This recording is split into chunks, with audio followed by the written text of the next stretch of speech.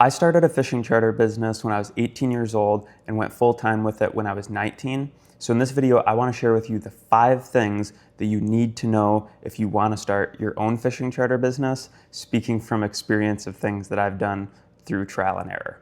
So the first thing number 1, is your offer.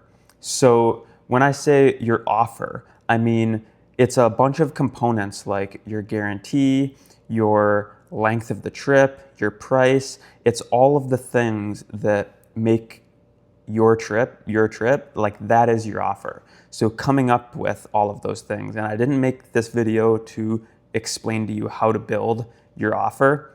I'm just rapid firing through all of the steps. So offer is thing number 1. Thing number 2 is getting traffic, getting leads, because you can have the best offer in the world. If nobody knows about it, then no one's gonna come fishing with you.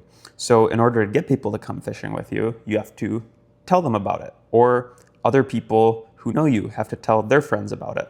So obviously it's not new news that you can do this through social media, you can do it through paid ads, you can do it through word of mouth. There's all of these ways to do it. I'm not here in this video to tell you the best one to do, even though I have a few favorites that I've talked about in a few other videos. But that is the second thing. After you know what you're offering to people, you get traffic. And then the third thing is sales, because you can be getting all these phone calls, you can be getting all these people messaging you interested in your trips, but if you don't know how to handle people, how to overcome objections, how to ultimately sell them on your service, then they're never gonna get a chance to give you money and actually come out on your boat with you.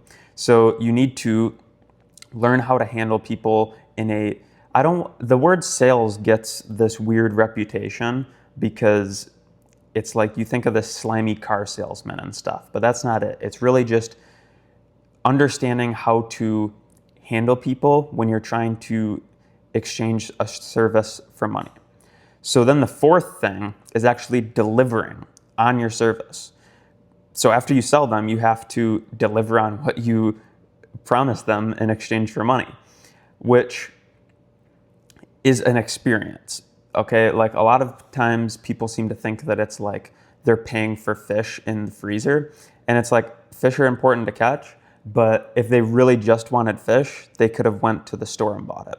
So they're more interested in the experience that comes along with it, and that is your job, to give them a good experience and deliver on your promises.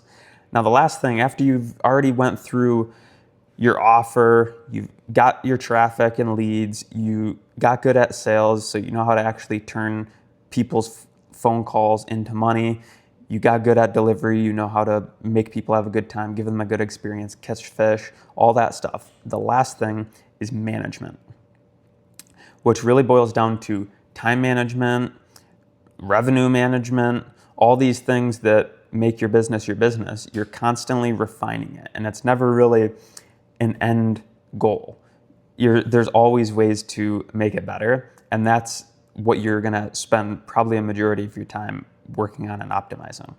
So I know this video wasn't super tactical, but I did that intentionally because I wanted to just brief overview that, like, if you're new to the charter business or thinking about starting one or whatever, then these are the 5 things that you're going to need to focus on. Like outside of your captain's license and all that stuff, you're gonna need to come up with your offer, you're gonna need to get leads, you're gonna need to sell those leads so that you can make money, you're gonna need to deliver on your promises, and you're gonna need to manage your time, the business's revenue, and those things. Those are the 5 things that you're going to need to do.